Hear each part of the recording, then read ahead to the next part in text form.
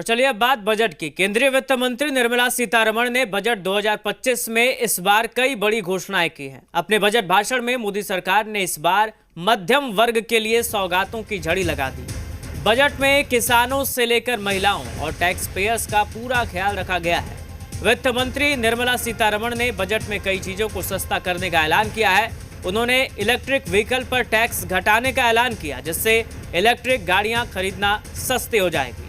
Budget के ऐलान के बाद मोबाइल और बैटरी, कपड़ा, कैंसर की 36 दवाएं, लेदर जैकेट्स और कई इलेक्ट्रिक उपकरणों को खरीदना आसान हो जाएगा।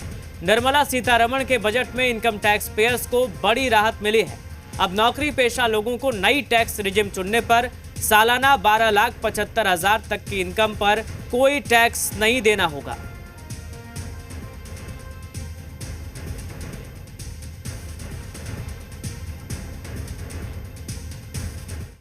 देश के वित्त मंत्री ने आम बजट पेश कर दिया है।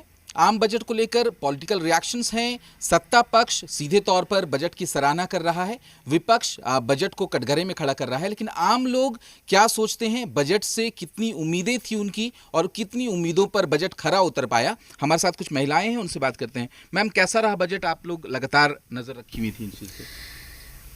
जैसा कि हम लोग लेडीज़ लोग हैं, ज़्यादातर हम लोग किचन से ही रिलेटेड रहते हैं और वहाँ का जो प्रोडक्ट है उस पर चाहते हैं कि कुछ कमी हो, पर उसमें हमको कुछ कमी देखने को मिला नहीं। इसलिए हम यही कह सकते हैं कि हमारी नज़र में तो किचन के हिसाब से उतना अच्छा नहीं था। बजट खरा उतरा है, पर कमियां सबों में रह जाती हैं। उसी तरह मुझे लगता है सरकार की नीतियों में भी कमियां रह गई हैं।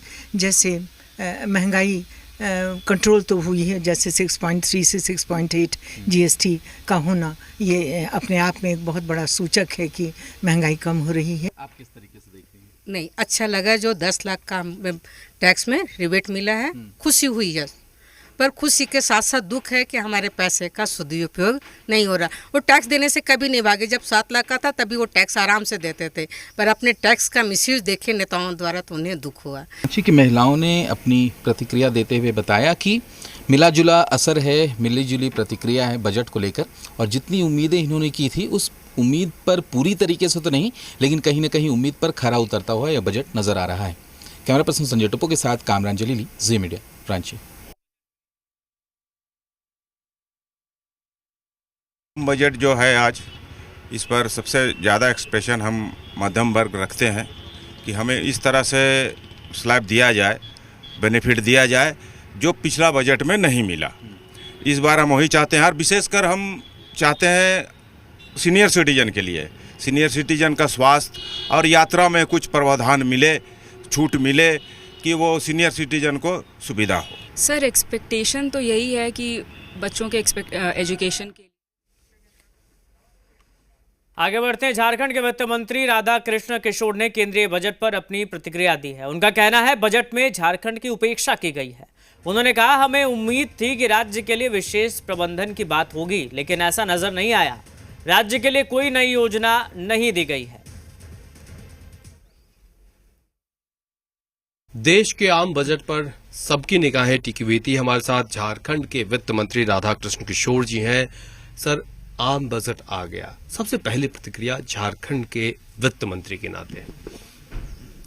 मैं उम्मीद कर रहा था कि केंद्र सरकार झारखंड के वन संपदा और खनिज संपदाओं को देखते हुए झारखंड के लिए कोई विशेष बजट में प्रबंधन की बात की होती, लेकिन ऐसा कुछ दिखाई नहीं पड़ा है। हमारे यहाँ प्रचुर मात्रा में खनिज हैं, प्रचुर मात्रा में वन संपदा है। ये राज्य इन दोनों संपदाओं पर आधारित विभिन्न प्रकार का डेवलपमेंट हम कर सकते हैं, जिसमें भारत सरकार के सहयोग की आवश्यकता होती है, लेकिन बजट में इसका कहीं कोई उल्लेख नहीं है। ऐसी झलक मिली कि मतलब झारखंड, आपको क्या लगता है झारखंड को इग्नोर किया गया है? मैं मानता हूं कि केंद्र पर आयोजित जितनी योजनाएं वो तो रूटीन वर्क है। कोई विशेष, कोई नई योजना देकर के अगर इस तरह के राज्य को, आर्थिक रूप से पिछड़े हुए राज्य को अगर आप मदद करते तो बात समझ में आती। ये बात इस बजट में नहीं देखा गया। कम शब्दों में अगर कहें इस बजट को झारखंड के लिहाज से, उपेक्षा की गई है। वित्त मंत्री राधाकृष्ण किशोर जी हैं, सीधे सीधे इनका कहना है कि जो देश का आम बजट है झारखंड को नजरअंदाज किया गया है, या यूं कहें कि झारखंड की उपेक्षा की गई है। रांची से अपने सहयोगी वीडियो जर्नलिस्ट राहुल दीक्षित के साथ कुमार चंदन, जी मीडिया। वहीं केंद्रीय बजट पर कांग्रेस के प्रदेश अध्यक्ष केशव महतो कमलेश ने निराशा जाहिर की है। उन्होंने कहा, बिहार में विधानसभा चुनाव है, इसीलिए बजट में बिहार पर फोकस किया गया। झारखंड सरकार कई बार केंद्र से 1,36,000 करोड़ बकाये की मांग उठा चुकी है, लेकिन इस बजट में कोई प्रावधान नहीं किया गया है।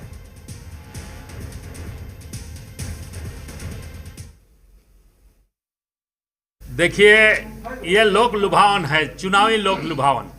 जिन प्रांतों में चुनाव है, जैसे हमारे यहाँ चुनाव नहीं है, इसलिए यहाँ के जो बुनियादी आवश्यकताएं हैं उसकी अनदेखी की गई है। बिहार में चुनाव है, इसलिए बिहार को फोकस किया गया है। आज हमारी गठबंधन की सरकार माननीय हेमंत सोरेन के नेतृत्व में कई बार हमारे माननीय वित्त मंत्री ने भी जो हमारा रॉयल्टी का बकाया है 1,36, तो उसके लिए बजट में किसी तरह का कोई प्रावधान नहीं है।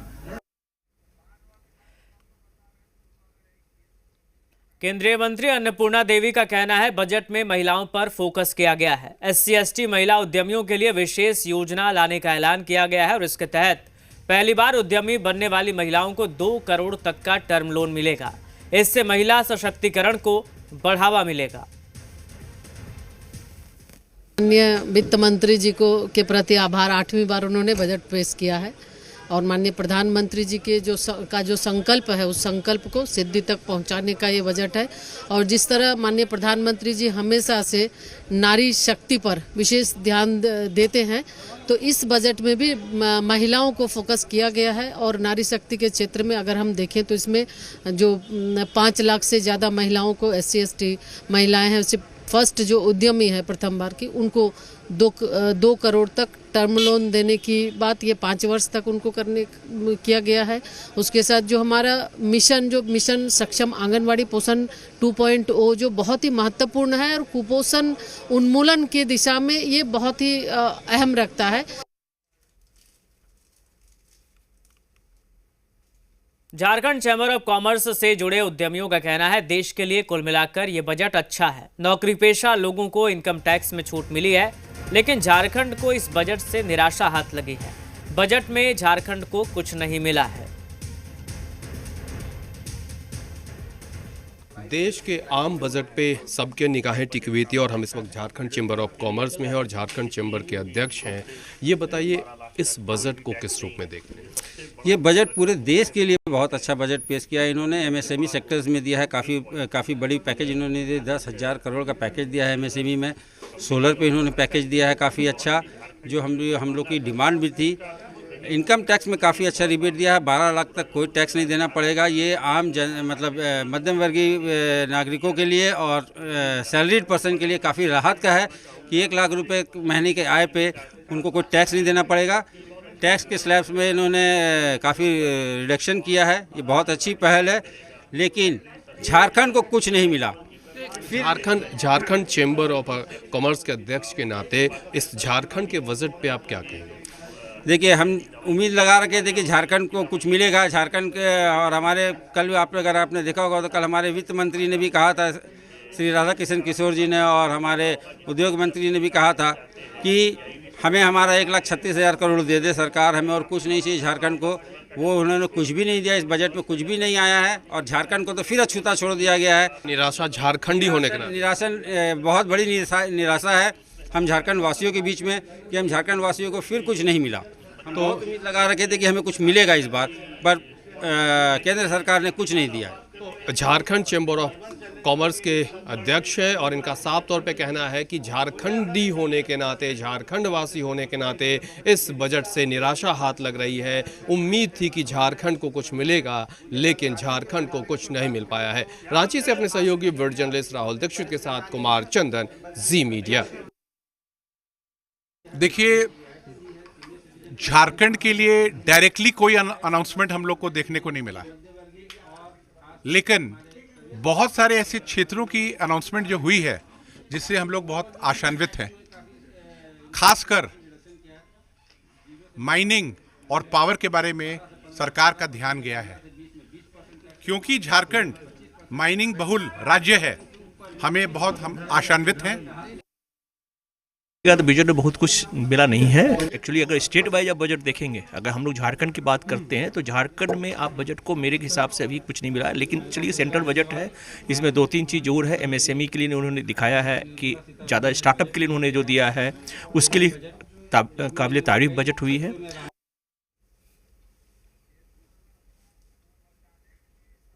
बीजेपी की झारखंड इकाई ने केंद्रीय बजट की तारीफ की है। पार्टी का कहना है मध्यम वर्ग के लिए 12 लाख तक की आमदनी को टैक्स फ्री किया जाना स्वागत योग्य है। केंद्र सरकार का प्रयास है कि अगले 5 वर्ष में सभी का विकास हो। किसानों के लिए भी कई घोषणाएं की गई हैं। माननीय वित्त मंत्री निर्मला सीतारमण जी ने सर्वस्पर्शी बजट टच किया। समाज के सभी तबकों को यह बजट टच करता है। और आप देखिए, उन्होंने बहुत अच्छे से बताया कि जितनी विश्व की बड़ी आर्थिक व्यवस्थाएं हैं उसमें भारत की इकॉनमी जो है वो फास्टेस्ट ग्रोइंग इकॉनमी है। और उन्होंने ये भी बताया कि अगला जो 5 वर्ष है वो समर्पित रहेगा सबका विकास की ओर। तो उन्होंने खुशी के द्वार खोल दिए साहब। 12 लाख रुपए तक में कोई इनकम टैक्स नहीं लगेगा। तो इस तरीके से पूरा जो बजट है वो समावेशी बजट है। शहरों को भी उन्होंने नहीं छोड़ा है। 1 लाख करोड़ रुपए शहरों के विकास के लिए दिया जाएगा। तो समाज का कोई वर्ग नहीं, कोई सेक्टर नहीं जो छोड़ा गया है। और उद्योग और धंधों के लिए भी एमएसएमई सेक्टर, खास करके छोटे उद्योग धंधों पर भी उनका विशेष फोकस है। ये स्वागत योग्य बजट है। देखिए, ओवरऑल मैं समझता हूं कि मध्यम वर्ग को काफ़ी टारगेट करते हुए इंफ्रास्ट्रक्चर के ऊपर, लोगों की आमदनी कैसे बढ़े, साथ ही साथ उद्योग, व्यापार और एम्प्लॉयमेंट कैसे जनरेट हो, इसके ऊपर सरकार ने फोकस किया है। जिस तरह से टैक्स स्लैब में आप देख रहे हैं, छूट उसमें दी है इनकम के ऊपर। समृद्ध एवं विकसित भारत के लिए बहुत अच्छा समावेशी बजट है। और खासकर मिडिल क्लास के लिए जो टैक्स रिबेट बढ़ा के 12 लाख किया गया, जिसके लिए सरकार 1 लाख करोड़ अपना वहन भी कर रही है, तो ये एक बहुत पॉजिटिव चीज़ है। एज ए डॉक्टर अगर मैं बोलूँगा तो 75,000 नए मेडिकल सीट्स डेवलप करना, अगले साल 10,000 नए मेडिकल सीट्स डेवलप करना, जो डिस्ट्रिक्ट हॉस्पिटल है उसको मजबूत करना, फिर कैंसर जो सेंटर्स हैं नए 200 डे केयर सेंटर्स खोलना, और एफडीआई जो खासकर इंश्योरेंस सेक्टर में है बढ़ा के 100% करना। तो उससे क्या होगा कि हमारी जो मेडिकल इंश्योरेंस है उसमें लोगों को ज़्यादा सुविधा मिलेगी। चलिए यहाँ रुक रहे हैं एक छोटे से ब्रेक के लिए, फौरन लौटेंगे।